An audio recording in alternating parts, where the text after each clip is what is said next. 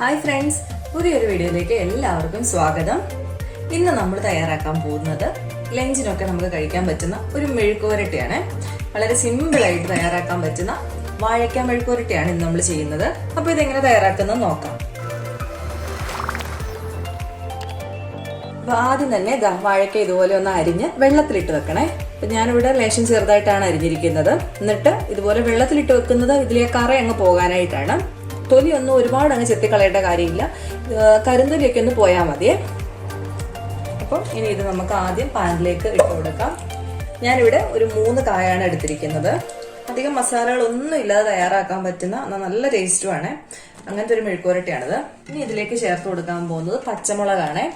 പച്ചമുളക് നിങ്ങളുടെ എരിവിനനുസരിച്ച് ചേർക്കാം. ഇവിടെ ഞാൻ ഇപ്പോൾ ഒരു 6 പച്ചമുളക് എടുത്തിട്ടുണ്ട്. ഇത് ചെറുതായിട്ട് ഇങ്ങനെ മുറിച്ചെടുത്തിരിക്കുകയാണ്. നമ്മൾ മുളക് പൊടി ഒന്നും ഇത് ചേർക്കത്തില്ല, അതുകൊണ്ട് എരിവിന് ആവശ്യത്തിനുള്ള പച്ചമുളക് ചേർത്ത് കൊടുക്കാം. ഇനി ഇതിലേക്ക് ആവശ്യത്തിനുള്ള ഉപ്പും കൂടെ ചേർത്ത് കൊടുക്കാം. ആദ്യം ഇതൊന്ന് വേവിച്ചെടുക്കണം. വേവിക്കാൻ ആവശ്യമായിട്ടുള്ള വെള്ളം ചേർത്ത് കൊടുക്കാം. അപ്പം ഈ കായ്ക്ക് അധികം വേവില്ല, പെട്ടെന്ന് വെന്ത് കിട്ടുവേ. അപ്പൊ ഞാൻ കുറച്ചു നേരം വെള്ളത്തിലൊക്കെ ഇട്ട് വെച്ചതുമാണല്ലോ, അതുകൊണ്ട് ഞാൻ അധികം വെള്ളം ചേർത്ത് കൊടുക്കുന്നില്ല. നെകയ്ക്കൊന്നും വെള്ളം വേണ്ട കേട്ടോ. കൂടുതൽ വെള്ളം ആയിപ്പോയാൽ പിന്നെ ഇതങ്ങ് കുഴഞ്ഞു പോകും, മെഴുക്കുവരട്ടി കൊള്ളത്തില്ല. അപ്പൊ ഇത്രയും വെള്ളം മതി. ഇനി ഇതൊന്ന് ഫ്ലെയിം ഓൺ ആക്കി കൊടുക്കാം. എന്നിട്ട് ഇത് അടച്ചു വെച്ചിട്ട് വേണം വേവിച്ചെടുക്കാനായിട്ട്. ഒന്ന് അടച്ചു വെച്ച് കൊടുക്കാം. അപ്പൊ ഇതൊന്ന് വെന്ത് വരട്ടെ. ഇടയ്ക്കൊന്ന് തുറന്നിട്ട് ഒന്ന് ചെറുതായിട്ട് ഇളക്കി കൊടുക്കണേ.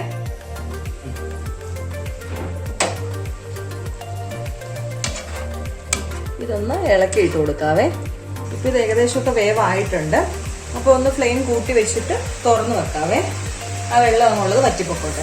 ഇപ്പൊ ഇതില് വെള്ളമൊക്കെ വറ്റി വന്നിട്ടുണ്ട്. ഇനി നമുക്ക് ഫ്ലെയിം ഒന്ന് ഓഫ് ചെയ്യാമേ. ഇനി നമുക്ക് മെഴുക്കുവരട്ടിയിലേക്ക് കുറച്ച് ഇഞ്ചി, വെളുത്തുള്ളി, ഉള്ളിയൊക്കെ വേണം. അതൊന്ന് ചതച്ചെടുക്കുവാണേ. അപ്പൊ ഇഞ്ചി ആണെങ്കിൽ ഒരു ചെറിയ കഷ്ണം മതി, അധികം ഒന്നും വേണ്ട, ഒരു ചെറിയ കഷ്ണം. അതുപോലെ വെളുത്തുള്ളി ആണെങ്കിൽ ഒരു 2-3 അല്ലി വെളുത്തുള്ളി. പിന്നെ ചുവന്നുള്ളി ആണെങ്കിൽ നിങ്ങളുടെ ഉണ്ടെങ്കിൽ അതൊരു 6 എണ്ണമൊക്കെ എടുക്കുക. അല്ലെങ്കിൽ സവോള ആണെങ്കിൽ ഒരു ചെറിയ എണ്ണത്തിന് പകുതി മതി. പിന്നെ ഒരു വറ്റൽമുളക്. ഇത്രയും കൂടെ ചേർത്ത് നന്നായിട്ടൊന്ന് ഇടിച്ചെടുക്കാവേ. ഞാനിവിടെ ഈ ഇടിവരലിലാണ് ചെയ്യുന്നത്. അപ്പോൾ അല്ലെങ്കിൽ മിക്സിയിലൊന്ന് ചെറുതായിട്ടൊന്ന് പൾസടിച്ചെടുത്താലും മതിയേ. അരിഞ്ഞു പോവല്ല, നമുക്കൊന്ന് ചതഞ്ഞ പരുവത്തിലാണ് കിട്ടേണ്ടത്. ഇപ്പൊ ഇഞ്ചിയും വെളുത്തുള്ളി ഉള്ളി എല്ലാം റെഡി ആയിട്ടുണ്ട്. ഇനി നമുക്ക് മെഴുക്കുവരട്ടി ഉണ്ടാക്കാനായിട്ട് തുടങ്ങാവേ. ഇനി നമ്മൾ മെഴുക്കുവരട്ടി ഒന്ന് എണ്ണയിലിട്ട് എടുക്കാനായിട്ട് പോവാണ്. അപ്പൊ അതിനുവേണ്ടി ഒരു പാൻ വെച്ച് കുറച്ച് വെളിച്ചെണ്ണ ഒഴിച്ചു കൊടുക്കാം. സൺഫ്ലവർ വേണ്ടവർക്ക് സൺഫ്ലവർ ചേർക്കാം. എണ്ണ ഒന്ന് ചൂടായിട്ടുണ്ട്. ഇതിലേക്ക് നമ്മളിപ്പം ചതച്ചു വെച്ചിരിക്കുന്ന ആ മിക്സ് ഒന്ന് ചേർത്ത് കൊടുക്കാം. എണ്ണ കിടന്ന് ഒന്ന് മൂത്ത് വരട്ടെ. ഇതൊന്നായി വന്നിട്ടുണ്ട്. ഇനി ഇതിലേക്ക് വേവിച്ച് വെച്ചിരിക്കുന്ന കാ ചേർത്ത് കൊടുക്കാം. ഇതുപോലെ വേറൊരു പാനിൽ മെഴുക്കുവരട്ടി ഉണ്ടാക്കുന്നതാണ് എപ്പോഴും നല്ലത്. ഇങ്ങനെ ഉടഞ്ഞു പോകാതൊക്കെ ഇരിക്കും. ഇച്ചിരി ചൂട് പോയിട്ട് മെഴുക്കുവരട്ടി ഉണ്ടാക്കി എടുക്കുകയാണെങ്കിൽ ഒട്ടും ഇങ്ങനെ വെന്ത് പോകാത്ത രീതിയിൽ നമുക്ക് കിട്ടും കേട്ടോ. ഈ സമയത്ത് ഉപ്പ് നോക്കണേ. നമ്മൾ ആദ്യം ഉപ്പ് ചേർത്താണ് വേവിക്കുന്ന സമയത്ത്. കുറവുണ്ടെങ്കിൽ ചേർത്ത് കൊടുക്കാം. പിന്നെ ഞാനിതിൽ നമ്മളിപ്പം വേവിച്ച് മൊത്തം കൂടെ ചേർത്തിട്ടില്ല. അതിൻ്റെ ഒരു 3/4 ഭാഗം എടുത്തിട്ടുള്ളൂ. ബാക്കി ഞാൻ ഫ്രിഡ്ജിലേക്ക് വെക്കുവാണ്.